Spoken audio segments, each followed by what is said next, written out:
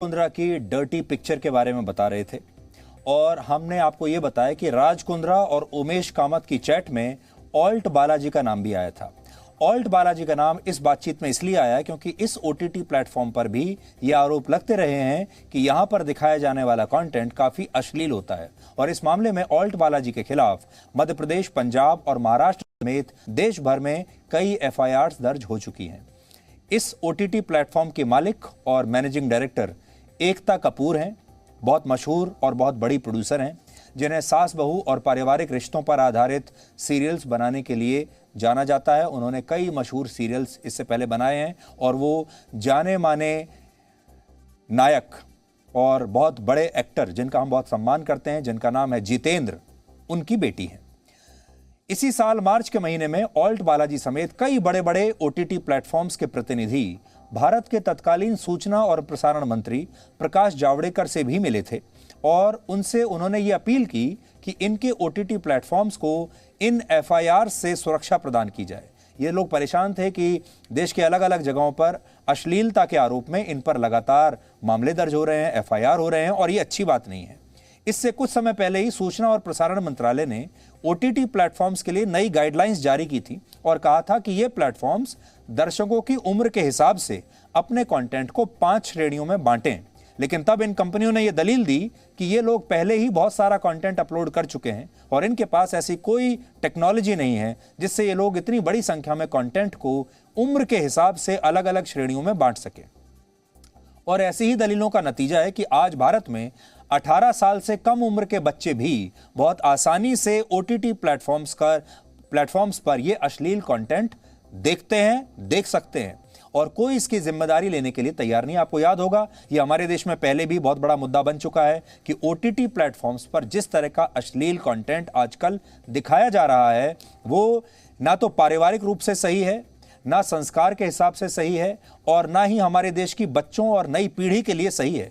लेकिन हमारे देश में कोई भी बच्चा जो 18 साल से नीचे भी है आज इस कंटेंट को खुलेआम कहीं भी देख सकता है और ये अच्छी बात नहीं है। लेकिन हमारे देश के जो प्रोड्यूसर हैं वो इसे क्रिएटिव फ्रीडम के नाम पर लगातार बनाते हैं और अपलोड करते जा रहे हैं। भारत में इस तरह के अश्लील कंटेंट की मांग कितनी तेजी से बढ़ी है इसे आप ऑल्ट बालाजी के ही एक उदाहरण से समझिए। पिछले साल मार्च में पूरे देश में लॉकडाउन लग जाने के बाद इस ऐप पर मौजूद कंटेंट देखने के लिए लोगों ने पहले के मुकाबले 150% ज्यादा समय खर्च किया। इस दौरान इस ऐप को हर दिन 10,000 से लेकर 17,000 तक नए सब्सक्राइबर्स मिले।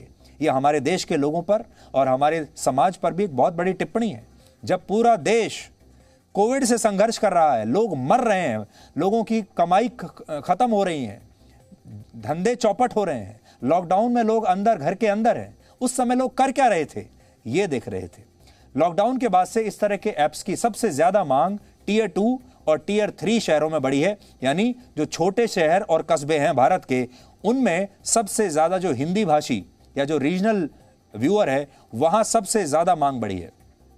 पहले इस तरह के अश्लील ऐप्स के 70% दर्शक देश के 8 बड़े शहरों में रहने वाले लोग हुआ करते थे।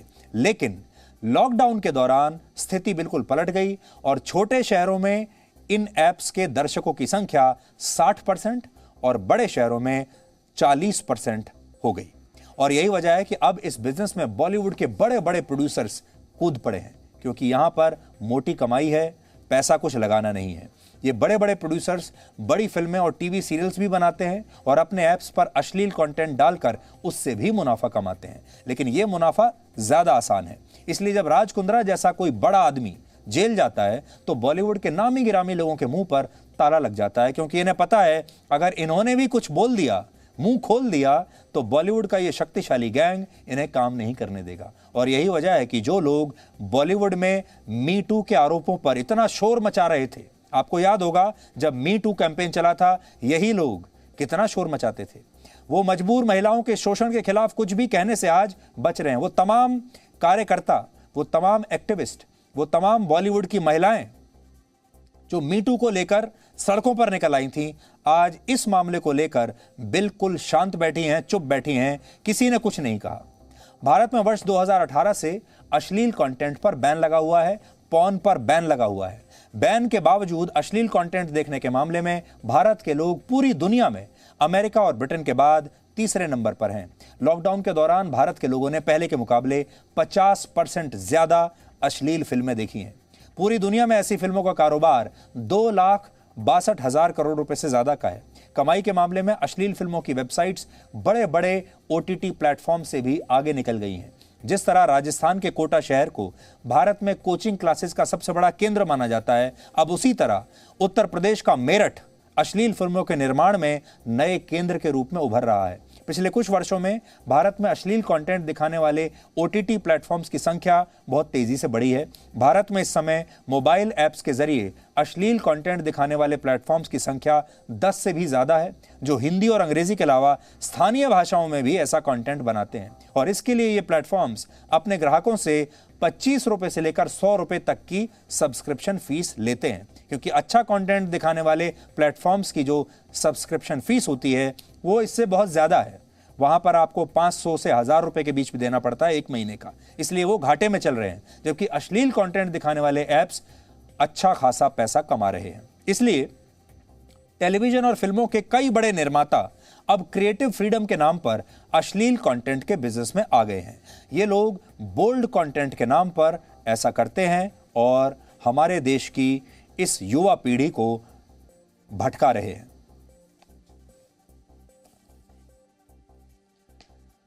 वैसे तो ये एक ऐसा मुद्दा है जो हमारे देश में जब परिवार एक साथ बैठते हैं तो इस पर कोई डिस्कशन नहीं किया जाता। ये मान लिया जाता है हमारे संस्कारों में कि इस तरह की बात परिवार के बीच में नहीं होगी। हम भी जानते हैं कि आप में से बहुत सारे लोग अपने परिवार के साथ आज ये शो देख रहे होंगे, लेकिन अब समय आ गया है जब आपको भी बोल्ड होना पड़ेगा और आपको अपने परिवार में जो लोग हैं, खासतौर पर जो युवा लोग हैं, शर्माने की इसमें बात नहीं है। उनसे खुलकर बात कीजिए और उन्हें ये समझाइए कि जिस तरह का कंटेंट उन्हें ये पेश किया जा रहा है, ये कंटेंट उनके लिए, उनके जीवन के लिए सही नहीं है। आपको उन्हें रोकना चाहिए। जब कोई देश दवाओं, अस्पतालों और ऑक्सीजन की जगह अश्लील कंटेंट की मांग करने लगता है तो इससे उस देश के असली चरित्र के बारे में पता चलता है। आपको अखबारों में और न्यूज़ चैनल्स में ऐसे मांग करते हुए बहुत लोग मिल जाएंगे कि देखिए, कोविड के टाइम पर अस्पताल होने चाहिए थे, कोविड के टाइम पर दवाई मिलनी चाहिए थी, डॉक्टर मिलने चाहिए थे, बेड्स मिलने चाहिए थे, ऑक्सीजन मिलनी चाहिए थी। लेकिन यहाँ ये भी तो देखिए कि हमारे देश के जो लोग हैं ऐसे समय में ये सब छोड़कर देख क्या रहे थे और उनकी डिमांड कहाँ जा रही थी।